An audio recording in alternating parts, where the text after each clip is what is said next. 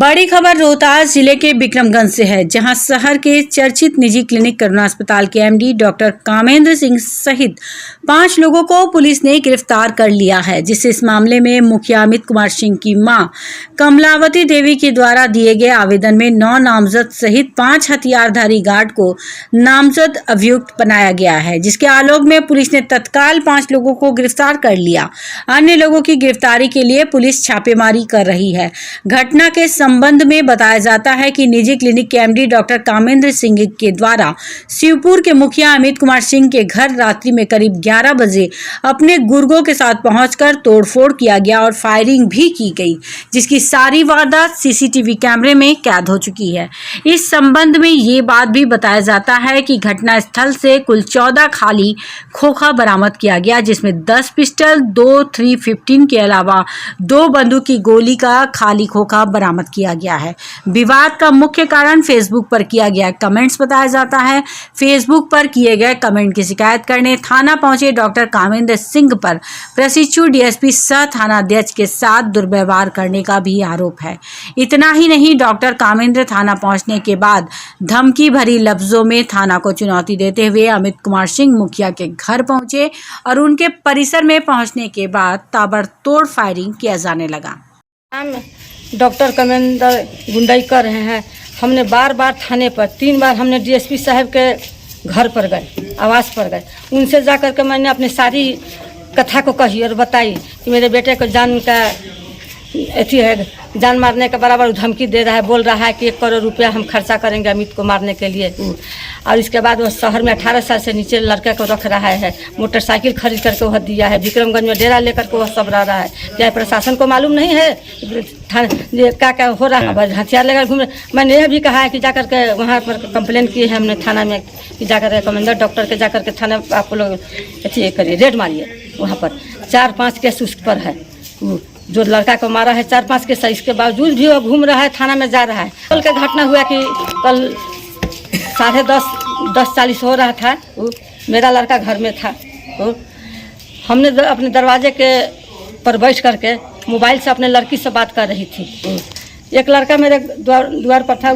हाँ, उसने बोला कि थाना से फ़ोन आया है कि कमेंडर डॉक्टर वहाँ से चल दिया है, पीछे से थाना भी आ रहे हैं। वो दौड़ करके गया। तो इसके बाद खाना खा रहा था, खाना छोड़ करके अपना ये निकला। सोचा कि निकल करके हमने बाहर निकले, बाहर निकलने की कोशिश किया, तब तक ले वो गेट में घुस गया। सा हम लोग माँ बेटे पतोह थी, मेरी पतोह भी आ गई सुन करके। वो घर में सब लोग इसको बंद किए, भीतर चले गए। भीतर वाला जब दरवाज़ा बंद किया तो बाहर को गेट को तो तोड़ दिया और अंदर में भी गोली से मारा। मेरा ऊपर का जो रेलिंग है उस पर गोली से मारा। और जो खिड़की जो है पीछे से, जो मेरा खिड़की है जिसमें मेरे 2 नाती, एक नाती था, उसमें भी खिड़की से मारा। मेरा नाती जो है वो बेहोश होकर के गिर गया। तो तब हमने एसपी साहब को फ़ोन लगा, एसपी साहब को फ़ोन नहीं लगा, डीएसपी साहब नहीं मेरा फ़ोन को उठाए। तो थाना प्रभारी को हमने फ़ोन किए। थाना प्रभारी बोले कि हम लोग आ रहे हैं। इसके बाद 1.5 घंटा के बाद यहाँ पर थाना पहुँची है। तब मैंने डीजीपी को फ़ोन किए, डीजी साहब फ़ोन उठाए, बोले कि हम तुरंत एसपी साहब को फ़ोन करते हैं। हम लोग सारे परिवार 1.5 घंटे, हम लोग 1.5 घंटा कम से कम हम लोग अंदर में छुप करके यहाँ पुलिस आई। तो वहाँ पर हमको पता चला कमेंडर डॉक्टर वहाँ से कह करके आया और यहाँ फिर थाने में गया। जब थाना में गया कि ना, तब यहाँ से प्रशासन जब पहुँची, प्रशासन को वहाँ से फ़ोन आया कि कमेंडर डॉक्टर यहाँ पर आया हुआ है। तो प्रशासन बोला कि उसको बैठा करके रखो। तो वहाँ पर गया है तो कमेंडर डॉक्टर को वहाँ से अरेस्ट की। नहीं, जिस तरह करना चाहिए उस तरह नहीं करना जिस तरह चाहिए उस तरह नहीं करना। अपना फर्ज एक डॉक्टर है तो गुंडा है जो बराबर खुलेआम चुनौती दे रही है पुलिस को कि हम जा रहे हैं, और वहाँ पुलिस कुछ नहीं किए। वहाँ उचित समय उसको रोक देना चाहिए।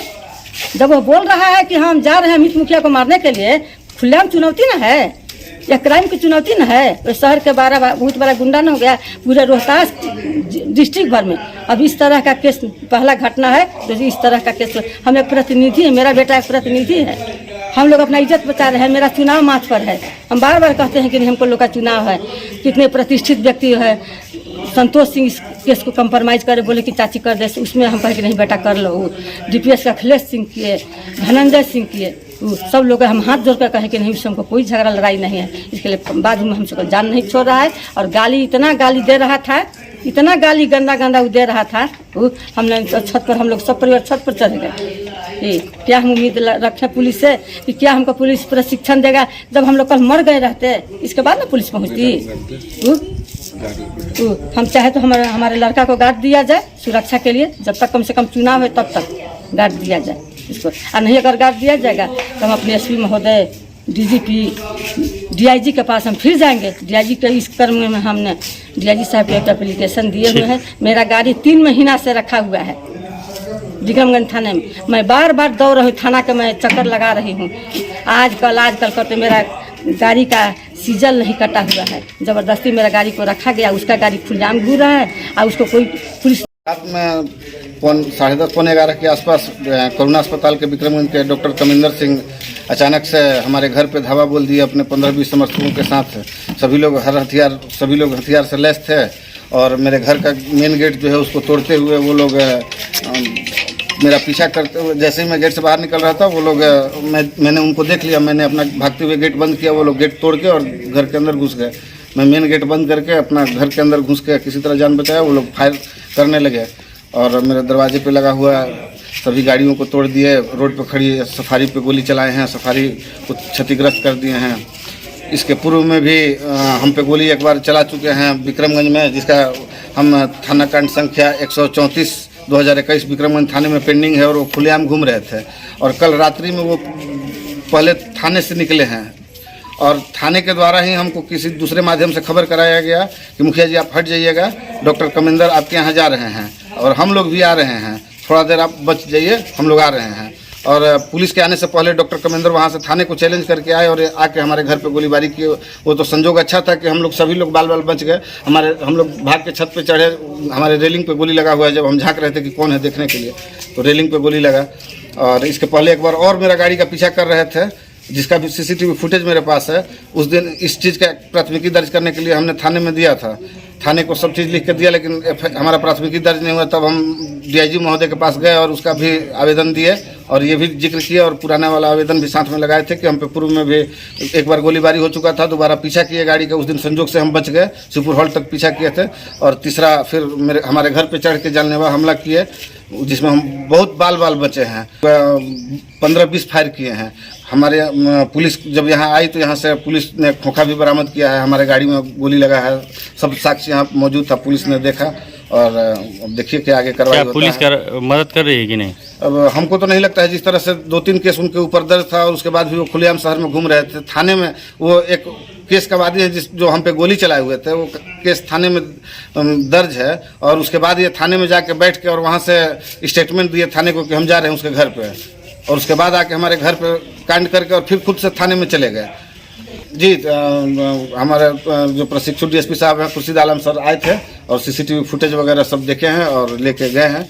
वो सारी घटना हमारे सीसीटीवी फुटेज में रिकॉर्ड हो गई है, जो हमारे गेट के अंदर का घटना है। और गेट के बाहर चूंकि कैमरा नहीं लगा हुआ था और हमारी गाड़ी सफारी गाड़ी सड़क पर खड़ी थी तो वहाँ का तो रिकॉर्डिंग नहीं है, लेकिन गेट के अंदर घुस के वो लोग गेट तोड़ते हुए जिस तरह अंदर घुस के हमला किए हैं वो सब फुटेज है मेरे पास।